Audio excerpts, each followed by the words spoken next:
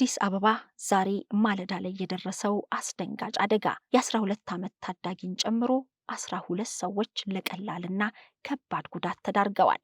የ22 ዓመት ወጣትም በዚህ አደጋ ሕይወቷ እንዳለፈ ተሰምቷል። ከሰሞኑ በብርጭቆ ኮንዶሚኒየም አካባቢ የደረሰውን የመሬት መሰንጠቅ አደጋ ምክንያት ለማወቅ የአዲስ አበባ ዩኒቨርሲቲ የጂኦሎጂ ሳይንስ ምሁራን አጥንተው ውጤቱን ይፋ ማድረጋቸው ተሰማ። በውጤቱም ኮንዶሚኒየሞቹ ሲገነቡ ምልስ አፈርን ጨምሮ በርካታ የኮንስትራክሽን ተረፈ ምርቶች የተደፉበት ቦታ እንደሆነ መረጋገጡ ተሰምቷል። ጤና ይስጥልን ውድ የሸገር ኢንፎ ሚዲያ ተከታታዮች እንደምን አላችሁ? መሰረት በዙ ነኝ። በያላችሁበት ሰላም፣ ፍቅር፣ ጤና እንዲበዛላችሁ እየተመኘን እነዚህን ሁለት መረጃዎች እናጋራችኋለን። በያላችሁበት ቆይታችሁን ከሸገር ኢንፎ ጋር እንድታደርጉ በአክብሮት ነው የምንጋብዘው። ለሸገር ኢንፎ አዲስ የሆናችሁ ሰብስክራይብ በማድረግ ቤተሰብ እንድትሆኑ በአክብሮት እንጠይቃለን። በአዲስ አበባ አፍንጮ በር አካባቢ ማለዳ ላይ የተሰማው አስደንጋጭ አደጋ 30 ሜትር ርዝመት ባለው ድልድይ ውስጥ የገባውን ሚኒባስ ለተመለከተ ከዚህ ውስጥ ሰው ይተርፋል ብሎ መገመት አይችልም። ሚኒባሱ ተጨፍልቆ የተጣለ ውዳቂ ብረት መስሏል። ግን ከደቂቃዎች በፊት 12 ሰዎችን አሳፍሮ ከ2 ኪሎ ሜትሮች በላይ ተጉዞ ነበረ። ማልደው ወደ ስራ ገበታቸው፣ ወደ ግል ጉዳያቸው አሊያም ደግሞ ወደ ትምህርታቸው ለመሄድ ከቤት የወጡት ጎህ ሲቀድ ነበር።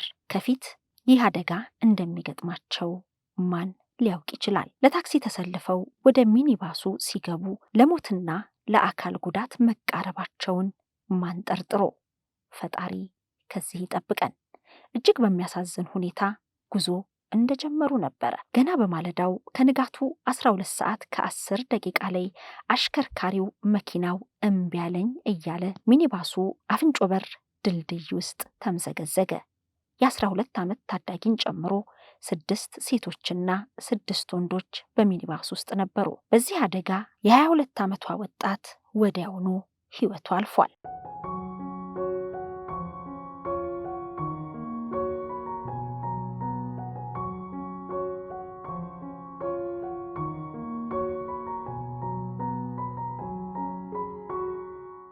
የእሳትና አደጋ ስጋት ስራ አመራር ኮሚሽን የማለዳውን አደጋ በተመለከተ ባወጣው መረጃ ዛሬ መስከረም 7 ቀን 2017 ዓ.ም ማለዳ ላይ አራዳ ክፍለ ከተማ ወረዳ 6 አንድ ሚኒባስ ታክሲ አፍንጮ በር ድልድይ ውስጥ በመግባቱ ሚኒባስ ውስጥ ከነበሩ ተሳፋሪዎች መካከል እድሜዋ 22 ዓመት የተገመተ ሕይወቷ አልፏል ብሏል።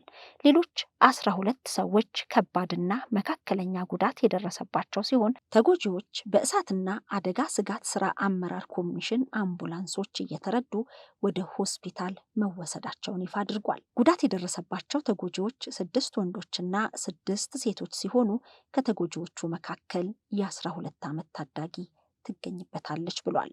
የአደጋውን ምክንያት ፖሊስ እያጣራ መሆኑንም ኮሚሽኑ አስታውቋል። በሌላ በኩል አደጋውን በተመለከተ አሽከርካሪው መኪናው እምቢ አለኝ እያለ ነው ያሉት የአዲስ አበባ ፖሊስ ኮሚሽን አደጋውን በተመለከተ አሽከርካሪው መኪናው እምቢ አለኝ እያለ ነበር ያሉት የአዲስ አበባ ፖሊስ ኮሚሽን የሕዝብ ግንኙነትና ኮሚኒኬሽን ኃላፊ ኮማንደር ማርቆስ ታደሰ ናቸው። ተሽከርካሪው እንደሚያሽከረክር እርግጠኛ ሳይሆኑ ነው ብዙዎች ዝም ብለው የሚያሽከረክሩት።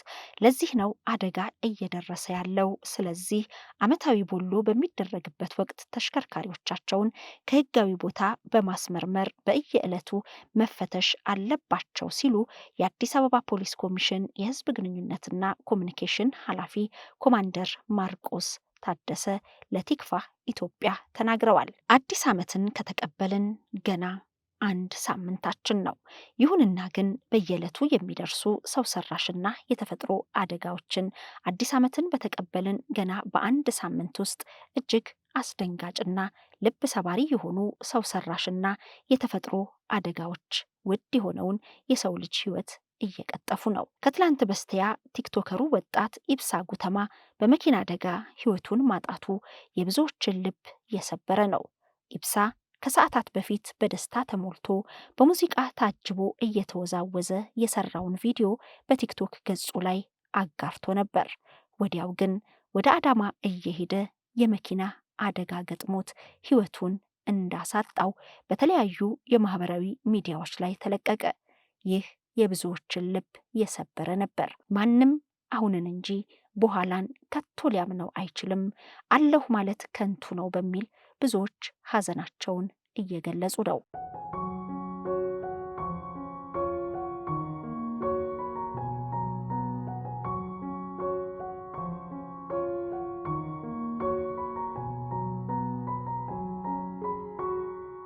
የትራፊክ አደጋን በተመለከተ በዓለም ላይ በየዓመቱ ከ1.3 ሚሊዮን በላይ ሰዎች በትራፊክ አደጋ ሕይወታቸውን እንደሚያጡና ከ50 ሚሊዮን በላይ የሆኑ የማህበረሰብ ክፍሎች ደግሞ ከፍተኛ ጉዳት እንደሚደርስባቸው ከ2 ዓመት በፊት የወጣ የዓለም የጤና ድርጅት መረጃ ያሳያል። ከ5 ዓመት በፊት በተደረገ አንድ ጥናት በኢትዮጵያ በትራፊክ አደጋ ምክንያት በየ2 ሰዓቱ አንድ ሰው ሕይወቱ እንደሚያልፍ ተጠቁሞ ነበረ። ጥናቱ በመንገድ ደህንነት ላይ እያተኮረ ነበረ። በወቅቱ ከ5 ዓመት በፊት ማለት ነው 85 በመቶ የሚሆነው የትራፊክ አደጋ የሚከሰትባቸውን አካባቢዎች የለየ ሲሆን ከነዚህም መካከል ኦሮሚያ፣ አማራ፣ ደቡብ ክልልና አዲስ አበባ እንደሆኑ ጥናቱ ይፋ አድርጎ ነበረ። 52 በመቶ የሚሆኑት የትራፊክ አደጋ የሚደርስባቸው ደግሞ ተሳፋሪዎች እንደሆኑም ይኸው ጥናት አመላክቶ ነበረ። 33 በመቶ የሚሆኑት ደግሞ የሚደርሱት የትራፊክ አደጋዎች በእግረኞች ላይ ነው። ዛሬም ማለዳ 12 ሰዓት ከ10 ደቂቃ ላይ ገና ጎህ ሲቀድ በተሳፈሩበት የሚኒባስ አውቶቡስ አገር ሰላም ብለው ካሰቡበት ለመድረስ ከቤታቸው ወጥተው ትራንስፖርት የያዙት ተሳፋሪዎች ካሰቡበት ሳይደርሱ አፍንጮ በር ድልድይ ውስጥ እጅግ በሚያሳዝን ሁኔታ ታክሲው ተገልብጦ ለአካል ጉዳትና ለሞት ዜጎችን ዳርጓል። አሁን ላይ ዕድሜዋ 22 ዓመት የተገመተ ወጣት ሕይወቷ እንዳለፈ ተነግሯል። ሌሎቹ በተለያዩ የሕክምና ተቋማት ሕክምና እየተደረገላቸው ነው። ቀላሉን ያደርግላቸው፣ ፈጣሪ ጨርሶ ይማራቸው ለማለት እንወዳለን። በትራፊክ አደጋ ሕይወታቸውን ላጡትም ለቤተሰቦቻቸውና ለወዳጅ ዘመዶቻቸው መጽናናትን እንመኛለን። ፈጣሪ ከክፉ አደጋ ይጠብቀን።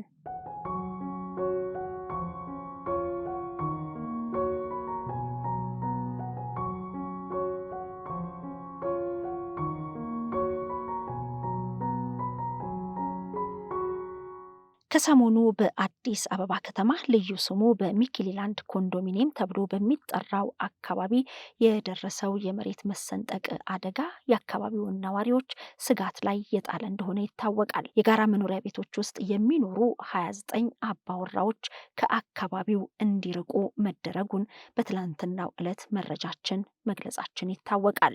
በዛሬው ዕለት ደግሞ የችግሩ መንስኤ ምን እንደሆነና ዘላቂው መፍትሄም ደግሞ ምንድን ነው የሚለውን በምክትል ከንቲባ ማዕረግ የአዲስ አበባ ከተማ ዋና ስራ አስኪያጅ የሆኑት ኢንጂነር ወንድሙ ሴታ ከአዲስ ሚዲያ ኔትወርክ ጋር ባደረጉት ቆይታ ይፋ ያደረጉትን መረጃ እናጋራችኋለን።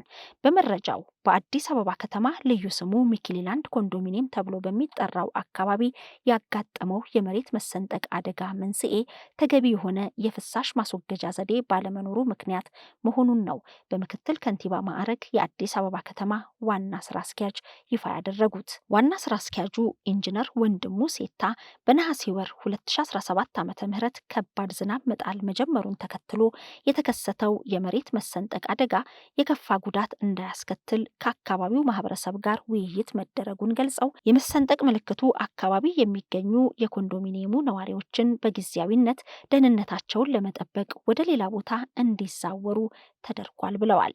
ከጊዜያዊነት መፍትሄው ባሻገር የአደጋውን ትክክለኛ መንስኤ ለማወቅ የአዲስ አበባ ዩኒቨርሲቲ የጂኦሎጂ ሳይንስ ምሁራን አካባቢው ድረስ በመሄድ ጥናት ማድረጋቸውንም ገልጸዋል። ዩኒቨርሲቲው ጥናት አድርጎ ባቀረበው ውጤት መሰረት የመሰንጠቅ ምልክት የታየበት አካባቢ ኮንዶሚኒየሞቹ ሲገነቡ ምልስ አፈርን ጨምሮ በርካታ የኮንስትራክሽን ተረፈ ምርቶች የተደፉበት ቦታ እንደሆነ ማረጋገጡ ተሰምቷል። በኮንዶሚኒየሞቹ አካባቢ የሚገኙ የጎርፍ ማፋሰሻ ቱቦዎች አብዛኛዎቹ በአረምና በቆሻሻ የተደፈኑ በመሆናቸው የሚወርደው የዝናብ ውሃ ወደ መሬት ውስጥ በመስረግና አፈሩን በማላላቱ ምክንያት መሬቱ የመሰንጠቅ የመስመጥና የመንሸራተት ሁኔታ እንደተፈጠረ በጥናቱ ውጤት ተጠቁሟል ብለዋል። የተከሰተውን የመሬት የመሰንጠቅ አደጋ በዘላቂነት ለመከላከል በአካባቢው የሚመጣውን ውሃ ወይንም ጎርፍ በአግባቡ ተቆጣጥሮ ወደ ትክክለኛ የተፋሰስ ቦታ መልቀቅና ዛፎችን በአካባቢው መትከል የሚገባ እንደሆነ በጥናቱ ማመላከቱንም ይፋ አድርገዋል። ሸገር ኢንፎ አዳዲስ ወቅታዊና ተአማኒ የሆኑ መረጃዎችን ያገኙበታል። ሰብስክራይብ በማድረግ ቤተሰብ ይሁኑ። የምንለቃቸው ቪዲዮዎች ፈጥነው እንዲደርሱ የደውል ምልክቷን ይጫኑ። ውዴታውን ለመግለጽ ላይክ፣ ሀሳቡን ለማካፈል ኮሜንት፣ ለሌሎች ለማጋራት ደግሞ ሼር ያድርጉ። አብራችሁን ስለምትሆኑ ከልብ እናመሰግናለን። ሸገር ኢንፎ ታማኝ የመረጃ ምንጭ